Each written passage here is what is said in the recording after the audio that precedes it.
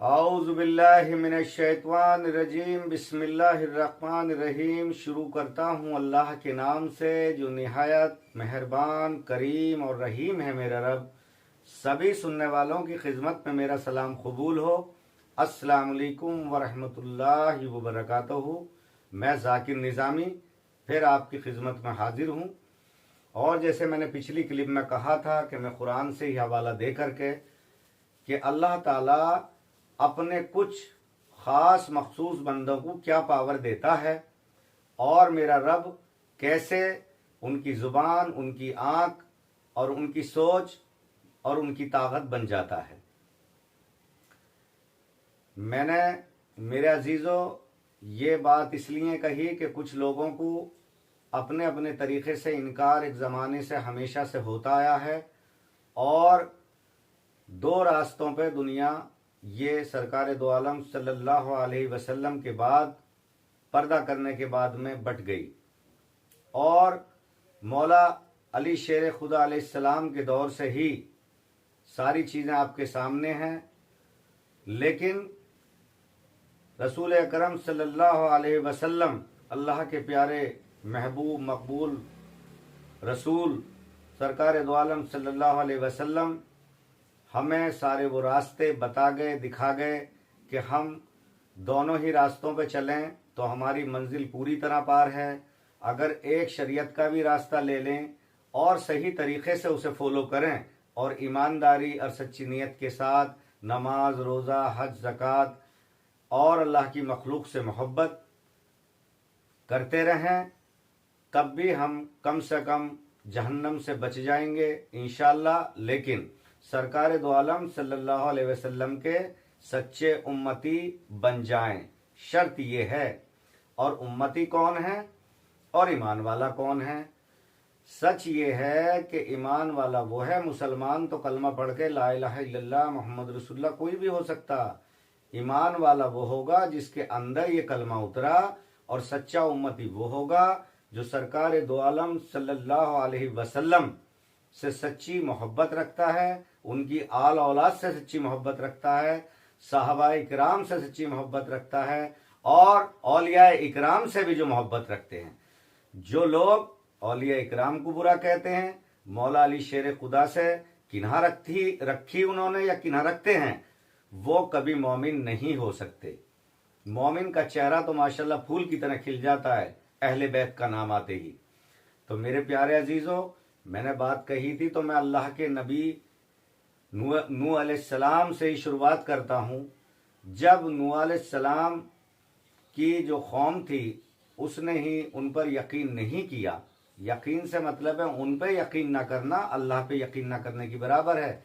अल्लाह के किसी नबी रसूल पे यकीन ना करना ऐसे है अल्लाह से इनकार करना, क्योंकि अल्लाह ने एक मखसूस अपना नबी तुम्हारे बीच भेजा, रसूल हमारे बीच तुम्हारे बीच में भेजे। अब उनका इकरार ही अल्लाह का इकरार है और उनका इनकार अल्लाह का इनकार है। अब जब उनकी कौम नहीं मानी और गुमराह रही तो अल्लाह ताला को जलाल आया और कहा, ए नूह, मैं इस दुनिया को गड़क करने वाला हूं और मैं सब कुछ पूरी कायनात को ख़त्म कर दूंगा। तो आपने फरमाया, ए मेरे रब, इन मेरे प्यारे जो मुझ पे यकीन रखते हैं, जो ईमान लेकर के आए हैं, मेरे रब इन्हें तो बचा ले। तो अल्लाह ताला ने कहा कि जो तेरा होगा मैं उसे ज़रूर बचा लूँगा। लफ्ज़ों पे गौर रखें, गौर फिक्र रखें। अल्लाह ने अपने नबी से क्या कहा? जो तेरा होगा मैं उसे ज़रूर बचा लूँगा। अल्लाह ने ये नहीं कहा जो मेरा होगा मैं उसे सबको बचा लूँगा। भाई अगर आप गौर फिक्र करेंगे, मेरी बात को आप मानो या मत मानो, बुरे हैं, भले हैं, काले हैं, गोरे हैं, नेक है, बद है, अल्लाह के बंदे तो सभी हैं। भाई अल्लाह के बंदे होने से तो कोई इनकार कर ही नहीं सकता। अल्लाह के तो सभी बंदे हैं ना। लेकिन अल्लाह ताला क्या कह रहा अपने नबी से? जो तेरे होंगे उन्हें बचा लूंगा।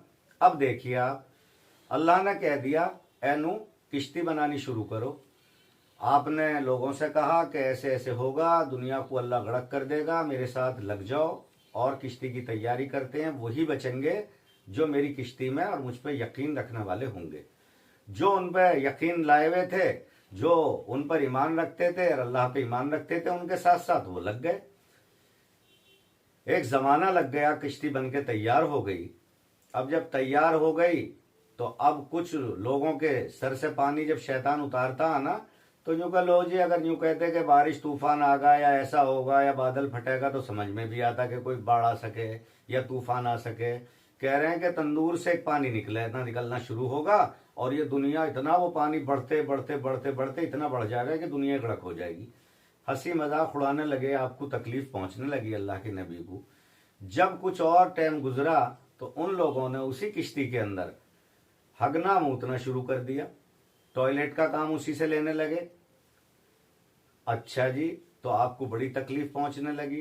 फिर अल्लाह से हाथ उठाए, दुआ मांगी कि मेरे रब, मुझे बड़ी तकलीफ गुजर रही है और उस काम में तो टाइम है और ये लोग तो पूरी गंदगी से किश्ती को भरे दे रहे हैं। तो मेरे अल्लाह ताला ने, मेरे रब ने फरमाया कि ऐ नू, उन्हीं लोगों से मैं इसे साफ करवाऊंगा, तुम बिल्कुल गम ना करो। ऐसा ही हुआ भी। जब लोग उसमें जाने लगे और उसे पूरी गंदगी से भरने लगी और आपको तकलीफ पहुंचने लगी और अल्लाह से जब ये कहा, अल्लाह ने कहा कि मैं उन्हीं लोगों से साफ करवा लूंगा, आप ना घबराएं, तो अल्लाह ताला ने एक बड़ी भयानक बीमारी दे दी, खुजली की। पूरी कायनात में उस खुजली का कोई इलाज नहीं था। तो कोई उम्रदार बड़े बूढ़े भी सब उसमें जाते थे। एक तरह से उन्होंने तो टॉयलेट बना दिया कि भाई बजाय जंगल में इधर उधर जाने के, ये किश्ती महफूज जगह, इसी में जाके टॉयलेट करो। काफी बड़ी किश्ती थी। अब वो बड़ा बूढ़ा लड़खड़ा के उसी में गिर गया एक दिन। अब जब गिर गया और जहां जहां वो लैटरिन लगी या जो गंदगी लगी, वो खुजली उसकी खत्म हो गई। जब खुजली खत्म हो गई और बाहर निकल कर आया तो लोगों ने कहा कि भाई तेरी खुजली तो खत्म हो गई। तो उसने माजरा बताया कि मैं ऐसे ऐसे अंदर गिर गया था और जहां जहां वो गंदगी लगी और मेरी खुजली खत्म हो गई। तो देखिए दुनिया कितनी खुद गर्ज है। वाकई ये दुनिया आज से नहीं, पहले से ही ज्यादातर ये खुद गर्ज रही है और खुद ही गर्ज रहेगी। अब लोगों ने वहां से जो था उस किश्ती में से वो गंदगी निकाल निकाल के अपने बदन पे लगानी शुरू कर दी। अब जो जो लगाता था उसकी खुजली खत्म होने लगी, वो बीमारी खत्म हो गई। जब बीमारी खत्म हो गई, उन्हीं लोगों ने जो गंदगी की थी उस किश्ती को बिल्कुल साफ कर दिया। यहाँ तक जो तख्ते थे उन्हें भी खुरच खुरच के पानी से धो धो के और अपने ऊपर उन्होंने मली और वो बीमारी खत्म हो गई। तो अल्लाह ने उन्हीं से साफ करा दी ना, मुनकिरों से। अच्छा, अब अल्लाह ताला ने यह कहा कि हर चीज का एक जोड़ा आप रख लें और इस किश्ती में बैठ कर अपनों को लेके जब ये ऐसा हो निकल जाए। ऐसा ही हुआ। अल्लाह ताला ने सारे जो जोड़े उन्हें बताए थे, आपने हर चीज का एक एक जोड़ा बना के रखा और जो आपके चाहने वाले थे सब उसमें सवार हुए। वो पानी 100 फुट 1000 फुट ऊपर जो ना बढ़ता बढ़ता बढ़ता बढ़ता किश्ती तैरते तैरते वो उसमें चले गए। तो खुद आपका एक बेटा, जब आपको ख्याल आया कि ऐ मेरे अल्लाह, मेरा बेटा, यूं को नहीं नू, मैंने कहा था ना जो तेरे होंगे मैं बचा लूंगा। अपनों को तो नहीं कहना ना अल्लाह, ना अल्लाह के तो सभी हैं, जो तेरे होंगे बचा लूंगा। उसके लिए अल्लाह ने कहा कि बेटे के लिए बिल्कुल दुआ मत करना, मैं बिल्कुल नहीं सुनूंगा। तो आपका बेटा खुद संदूक के अंदर जो उसने बना लिया था, आपकी बात नहीं मानी थी, अपने ही पेशाब में गड़क होकर के मरा। तो यह सवाल खूनी रिश्तों का नहीं है, सवाल है कि जो यकीन, जो ईमान लेकर के जिस पे आए। तो ऐसे ही मेरे अजीजों, ये मेरा कहने का मकसद है कि अल्लाह ताला वो पावर देता है। तो ये तो एक अल्लाह के नबी का मामला।